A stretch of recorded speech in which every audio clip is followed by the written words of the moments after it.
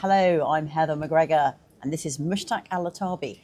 And together we are the provosts of the Dubai campus and the Malaysia campus of Heriot-Watt University. That's and right. We're here to say hello to each other and to you, and to talk about what an exceptional university we work for and how much everybody who comes to study with us loves it and what they get from it. Now, you've just had graduation yesterday. Yes, we had graduation, was fantastic. Of course, our students and their families were absolutely proud. But also we gave 3 honorary doctorates yesterday. And who was that to? Well, first to Dr. Yvonne Chia. Dr. Yvonne Chia is the first woman to become a CEO of a bank in Malaysia in the 90s. So really an outstanding person. Nearly 30 years ago. That's right. She was really breaking the mold. She really, broke the molds, and she still is a huge inspiration, not only to women, but to many people, including myself. The second person was Idris Jala. Idris Jala, of course, was CEO of Shell, CEO of Malaysian Airlines, and also he was a minister at the Prime Minister's Department. And he actually played a role in creating the movement that led to attracting or inviting Heriot-Watt University to open its campus in Malaysia. Because it was a competition, wasn't it? It was. We won a competition. And we won a competition, you're absolutely right. But the work that he has done for the Malaysia plan required that an international global university to be opened in Putrajaya. And the third one was to Dr. Yasmin Mahmood, who currently the chairman of Tourism Malaysia, but before that, she was the CEO of MDEC, CEO of HP, Microsoft, and other technology companies. And of course, for a while, she was the chair of the Heriot-Watt University Malaysia Board of Directors. And Tourism Malaysia, very important because more and more of our students are coming from outside of Malaysia, aren't they? That's right. And Malaysia, of course, is a global destination for tourism and for education as well. So the quality of education that we have here in Malaysia, Heriot-Watt and other universities as well, is truly world standard. Yeah. And I understand that the visas have now been extended for students, that if you come from an Asian country, yes, yeah, so that you can stay on for a year afterwards. For a year, yes, and look for jobs and do other things. So I think Malaysia is really, as a country, trying to up its game in being a true international students hub, and many students are choosing Malaysia and study here. And this is a great time to mention about international students, because right. our students can just transfer between our campuses. That's right. At their own will. That's right. Actually, the thing that Heriot-Watt University was able to do is something that's very rare, in the fact that we are having the same academic calendar, the same operating system, the same standard, the same examinations. Same degree certificate. The same degree certificate, you're right. So a student could start with us in Malaysia, goes and spends some time with you in Dubai, and goes to Edinburgh. And also, I have been seeing students graduating in Edinburgh and then attending another ceremony either in Dubai or Malaysia. So they love graduating so much. They love graduation ceremony. Actually, there's also practical reasons. For example, a Malaysian student could go with their parents to Edinburgh and graduate. But then when they come to Malaysia, they could bring the extended family with them. And of course, there are some elderly relatives who can't travel. So it's an amazing setup. One more thing. Yesterday, I was really, really touched with the fact that there were so many of our students who studied online, who have never set a foot in any of our campuses, but they came yesterday for the graduation and they brought their families. They came from Africa, from other... Well, that's very helpful for Tourism Malaysia, isn't That's it? very helpful for Tourism Malaysia, indeed. You are absolutely right, yes. So it's a great setup, yes. So what I really like about the fact that we have campuses in Dubai, Malaysia, and that we allow all our students to transfer at will around the world is that I think in these uncertain geopolitical times, and especially speaking as someone who lives in the Gulf, that parents quite often are happier if their children are only, 3 or 4 hours away That's right. by plane That's right. rather than 7 That's or right. 8 hours That's away right. by plane. That's right. And I think people are happy to support their children coming to Heriot-Watt in Dubai or Malaysia, especially from India and from the Indian subcontinent, Yes. because they know that if they want to later on, they can go to Scotland. That's right. And That's they right. can then study abroad as part of their degree with no interruption to their studies. Right. So I think that's absolutely right, and I think speaks to these requirements of flexibility, affordability, and safety. I think this what we want for our children. And you are right. This happened. The need for flexibility and safety happens when there are some geopolitical challenges, like the one we are living through now. But also during COVID, we had students who transferred to Scotland, but then COVID happened and we closed down, and the students said, "Can we come back to Malaysia?" And of course, they can do that. So that flexibility and keeping the options open are so important, because we literally will not know what will happen in a year or two. So keeping these options open is absolutely essential. And of course, Mushtaq and I speak as parents as That's right. well as educators. That's right. Between us, we have 6 boys, 3 each. And between us, we've also, of those, 5 out of 6 have been to university. That's right. So we've lived through those choices. We did, indeed. And indeed, your oldest son did transfer to the UK, and he was very happy there. He is, yeah. So my son started in Malaysia and then went to the UK, and he actually transferred during COVID. And if you don't mind, I want to, because these are the stories that bring things to life, aren't they?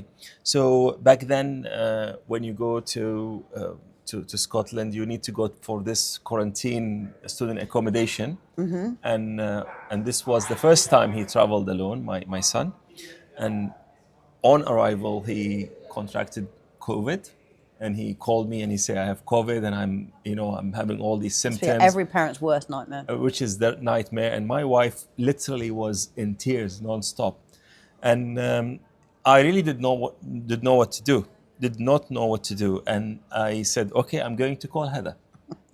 So I gave you a call, and this is 5 years ago. That's exactly right. And you said, "Mushtaq, I'm in London with my mother. I'm not in Edinburgh. But you know what? Rowan, who is her husband, he's playing golf now. I'm going to give him a call, and within in 3 hours, he's going to go to Sarmad and he's going to take him something." And of course, within an hour, my son called us and say, Rowan came and he brought me the whatever stuff that he needed to take to just control the symptoms, and stood with him, and I will forever be grateful for that, because these are the connection that people have to take care of each other. But it's a community. We're a strong community, exactly. You took the words out of my mouth. Yeah. We're a strong community, and we'd love you to join us. Yeah. So if you want a truly international opportunity, then join us at Heriot-Watt, and you too will get the support of this community and the opportunity to travel internationally at the point that suits you. Yep. For a UK degree. So I also wanted to just speak a little bit about the choices of degrees and universities.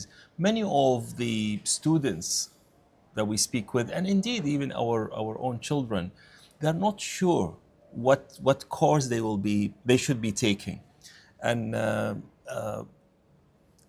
my own boys had that challenge, and you've been mentoring some of them, and indeed, both of us we've helped many young people make their choices. So, what advice, Heather, we would be giving both to the young people and their parents as they make these choices of what course, what university, and what can they do so that they remain future-proofed, future-relevant at a time when AI and technology is disrupting the workspace? What I think it's very important to understand is everyone's going to live a lot longer now. The young people that we speak to and we teach Yes. are almost without exception going to live to be 100 years old because they are growing up at a time where healthcare is available and scientific advances, are so much more developed than they were when I was growing up, and you're 10 years younger than me, and even when you were growing up.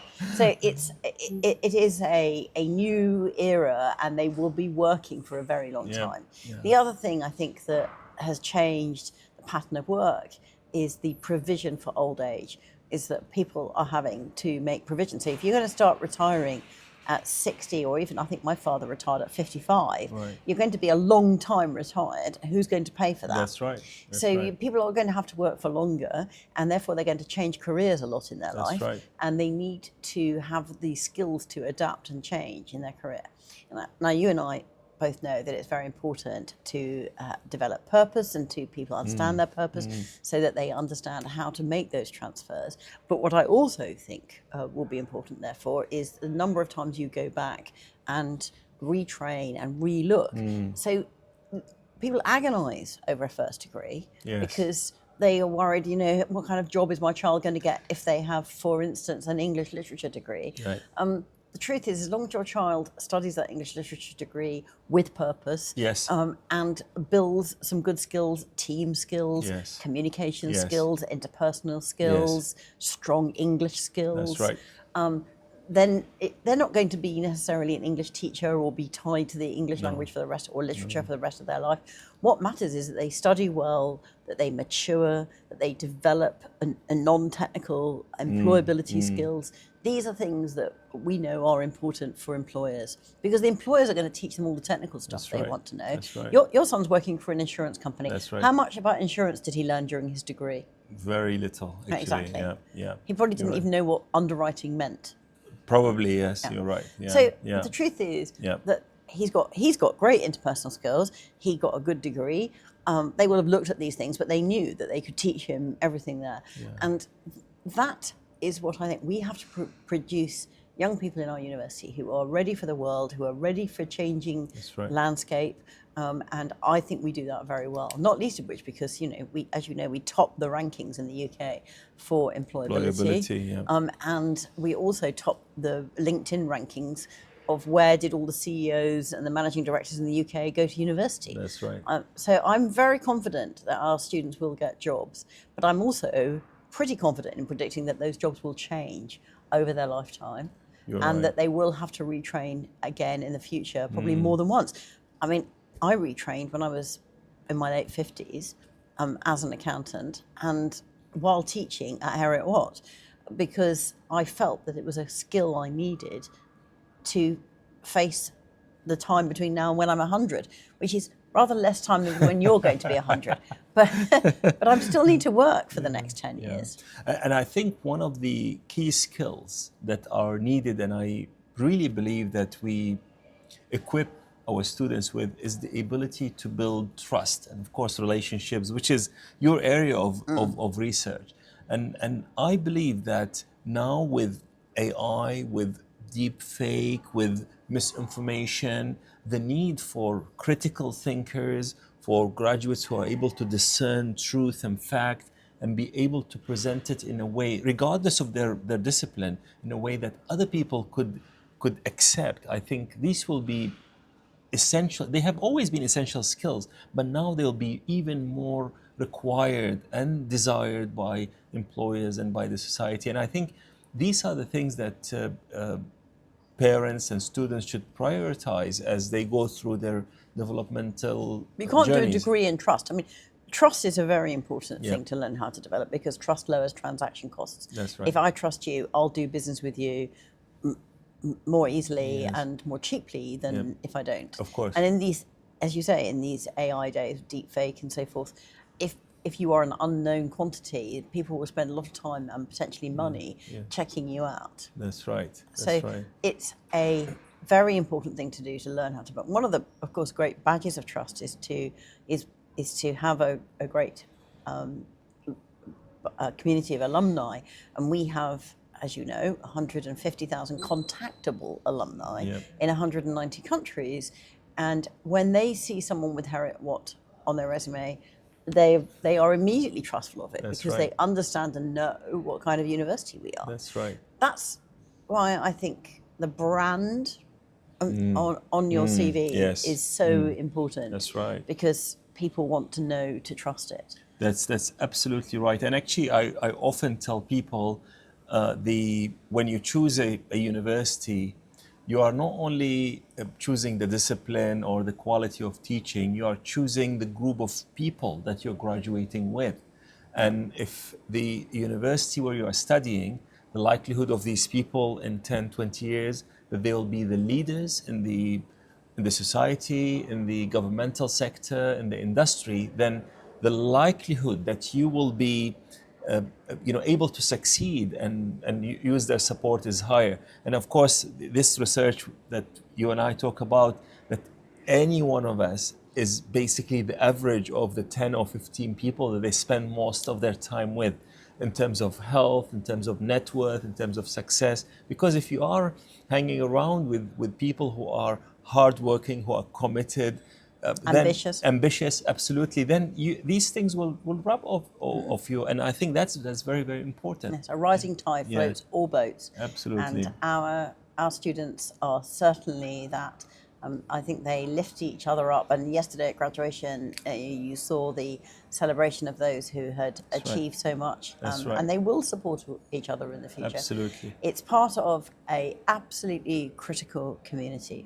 As I said, feel free to come and join our community. Absolutely. So Heather, we are about to finish this, but this is one of a conversation that we recorded, and potentially we could record other conversations in the future. And if people could just let us know what do they want us to talk about, we could talk about different things in the future. So just let us know. Just search Heather McGregor or Mushtaq Al-Atabi. You will find our email, or you find us on social media, and just contact us and let us know what do you want us to talk about next. Thank you. Thank you.